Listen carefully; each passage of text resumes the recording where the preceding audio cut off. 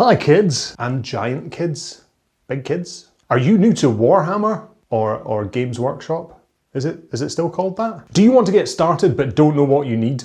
Well, if you think that you're going to enjoy painting your first miniature squad or army, then think again, you're going to hate it. No, I jest, you'll love it. And if you don't, then send me a message and I will gladly rehome your unwanted equipment and minis. The Alex Paints home for orphaned Warhammer gear. Anyway, I've decided to put together my I'm new, what the hell do I need to buy kit? So let's start with that. If you're new to the hobby, then firstly, hello, welcome. Sit down, make yourself comfortable. Do you want a juice or anything? It can all seem a bit overwhelming, can't it? Well, come and sit on Uncle Alex's lap and make yourself comfortable. And we'll have a chat about it. No, we won't, but I will tell you what you need. I guess it feels like there is a fair amount of things that you need to get before you can just paint your damn minis. Well, let's cover the absolute bare minimum that you'll need to get started. Jesus. And then we can discuss where you might want to add things at each stage. Aside from the miniature or miniatures, of course, the selection of which is a whole video in itself, you will need 1. Primer and some paint. 2. A paintbrush. 3. A palette. 4. Water. 5. A paper towel or cloth. 6. A decent light source. And if your miniatures are unbuilt, you will also need 7. Sprue clippers or nippers. 8. A craft knife. 9. Glue. And 10. A surface you can cut on. The only other thing you will truly need at this stage is time and a positive can-do attitude. Let's look at each of these things individually, minus the attitude, and I'll explain what you can start with and where you might like to expand. Primer and paint. Okay, so Warhammer do starter sets of paint, but really you could find any acrylic paint designed for miniatures and use that. So if you have a local gaming or hobby store, they can give you a rundown of the sets that they offer, or you can find sets online from various manufacturers. I did a video on a bunch of different paints. Chances are you'll probably have some Citadel paints from Warhammer to begin with if you've been in and they've conned you into if they've sold you a starter set. Primer, in my opinion, is essential since you need to have something to cover the model with so the paint sticks. So I'd recommend a spray can of black, white or grey primer. You can see my video on primer in the description below. Incidentally, if you really don't want to primer or you can't buy it or get hold of it for any reason, if you wash your sprues in the sink with Mum's Good Dish soap and Dad's brand new toothbrush, then the paint should adhere relatively well to the plastic. Thanks to a couple of knowledgeable viewers who commented on a previous video with that top tip. Expanding on paint really just amounts to different paints, more variation, different types, and you'll find as you want to paint different things or follow different tutorials, you'll probably want to pick up different paints. A paintbrush. A small brush you're comfortable with using is the bare minimum. Make sure it's small enough to paint the detail, but not so small that you can't do larger panels of armour. If you're struggling, try picking up a smaller and a larger brush to start with. I like to have a size 1 and a size 3, but you may want an extra small one for detail, so maybe a 0 or a 00. These sizes are based on round watercolour paintbrushes and tend to be reasonably standard across brands, but Warhammer like to do things differently and use small, medium and large, so you'll have to see what's available to you and pick what you can. There are different types of brush available and I did a whole video on that, but your hobby or local gaming store will also have a range you can pick from to get you started. You may also want to consider a brush big enough to handle washes and maybe a brush you can use for dry brushing too. Both are useful techniques when you're starting off. As for expanding in the paintbrush department, you can consider different brands, you can upgrade to higher quality brushes if you can afford it, or even considering something like an airbrush, but you certainly don't need an airbrush to start with. A palette. Your palette is really just somewhere to dilute, thin or mix your paints. You can start with an old plate or an old tile, you could use a cut-out plastic blister pack, a Tupperware lid, or anything really. You'll find if you do a lot of mixing for things like washes or shades, you might want something with small dips to make mixing easier, or you can pick up one of these fun silicone pop-up toy things which are ideal, since normally the paint doesn't stick to it, and when it dries up you can just pop it out, and honestly there's nothing quite like the joy of popping paint out of one of these things.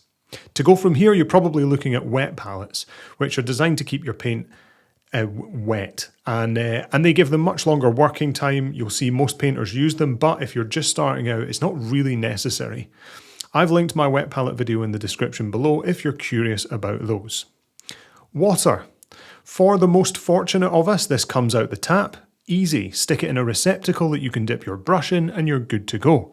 I'd recommend a glass jar, an old jam jar or ingredients jar works well. If you pick a mug that you cannot see through, it will be harder to tell when your water's too dirty. If you want to up your game here, then you can buy specific painter's pots, but I don't think they're worth the effort, and you can even get inserts for the bottom of your water jar to help the paint come off the bristles, and I mean, if it was down to me, I'd spend that money on brush soap to wash and clean your brushes anyway. You can also use distilled water, which will allegedly interact more favourably with your paints, and also if you use it in your wet palette, it'll go mouldy way less quickly. If you want quick and easy distilled water, just boil it, allow it to cool, and then you can use that water. The other thing to mention here is if you're using metallic paint, you might want to have a second water pot for that, since the metallic flakes in the paint will be in the water, and if you go back to using regular paint, it might end up looking glittery, but hey, that might be an effect you want. I'm all for more sparkles. A paper towel or a cloth.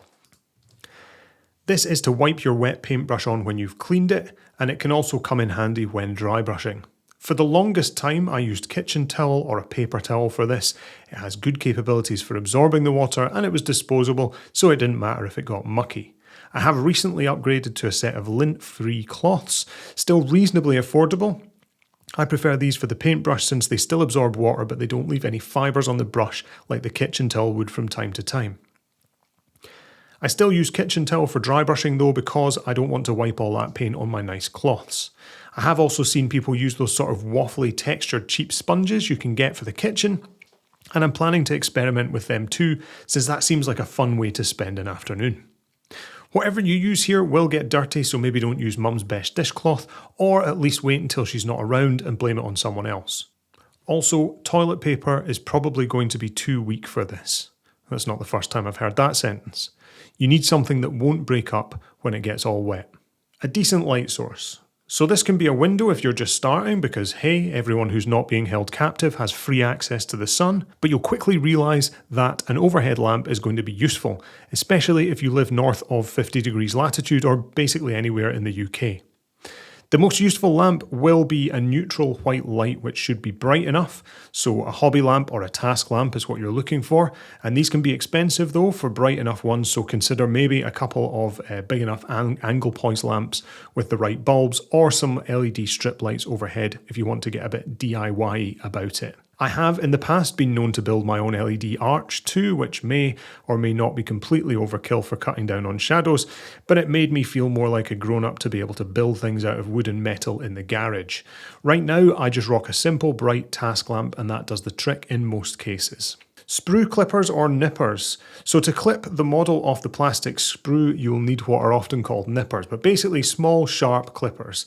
And these are sold at a premium by Warhammer, but again, these can be picked up cheaply, both online and in other hobby stores. Of course, you can spend a fortune on the absolute best craft-engineered nippers, or you can pick up a pack of like 10 from Temu for a few quid if you're willing to wait for the post to arrive. I use a couple of different clippers right now, cheap ones for the bulk of the work, but for the extra special jobs I picked up some God Hand clippers, and if you're serious about clippers, and let's be honest, who's not serious about clippers, you can't do better than them. A craft knife. This is another one that you can spend a fortune on, but the reality is you just need a craft knife that's sharp enough to do two things: cut or shave off small bits of sprue that have been left on, and scrape off mould lines. You could also invest in a mould line scraper if you were so inclined, and there are small sandpaper strips or tiny file sets too, all of which have their merit, but I stick to my trusty Swan Morton No. 3 handle and size 10 blades. If it's good enough for a neurosurgeon, it's good enough for me. That should be my catchphrase. Glue. Glue is going to depend on your miniature. If it's plastic, you can use plastic glue. If it's resin or metal, you might want to use super glue.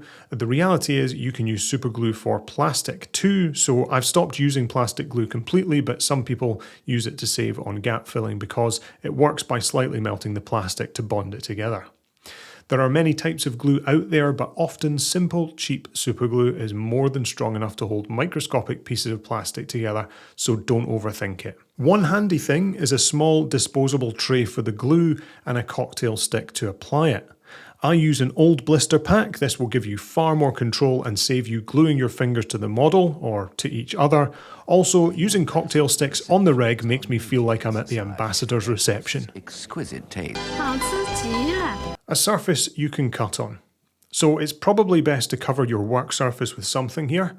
Of course, you can hack straight into Mum's good coffee table or that hand-carved heirloom dining table that's been handed down over the generations, but most people like to use a cutting mat.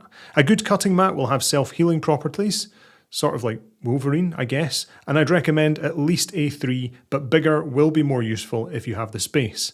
I have an A2 mat because I'm better than you. That way, when you spill Nuln Oil all over it, you're less likely to stain anything except probably the carpet and most of your outfit. Okay, so that's it. You're good to go. There are some other things you might want which might help make things easier. Before we recap and I give you the list, let's look at those now. Magnifying glasses. I find these useful when working with detail and they don't cost the earth. So if you're struggling with the size of the models or if you want an advantage when it comes to painting eyes, they are worth checking out.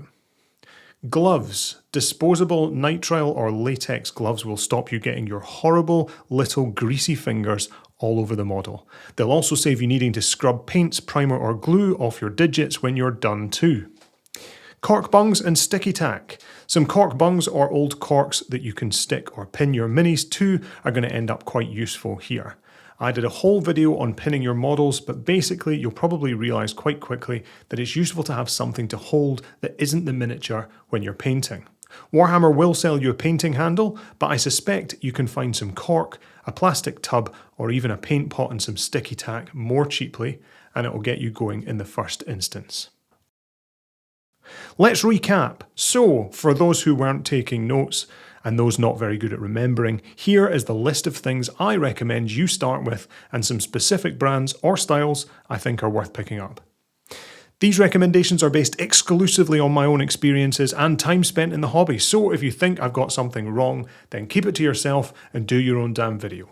No, I'm joking. Of course, please write an overlong response in the comments about how I'm a big wrong bastard and let me know what you think I'm wrong about specifically, because everybody loves it when we tell people that they're wrong and I'm not any different. Okay, here we go. Paints. If you want to start small, pick up some individual pots from the likes of Citadel, Vallejo, AK Interactive or Army Painter. This will be dependent on what your chosen store has.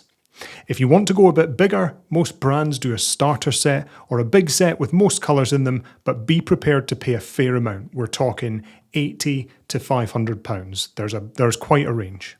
Paintbrushes. If you're younger and more inexperienced with brushes, try a small set of synthetic brushes from the likes of Warhammer.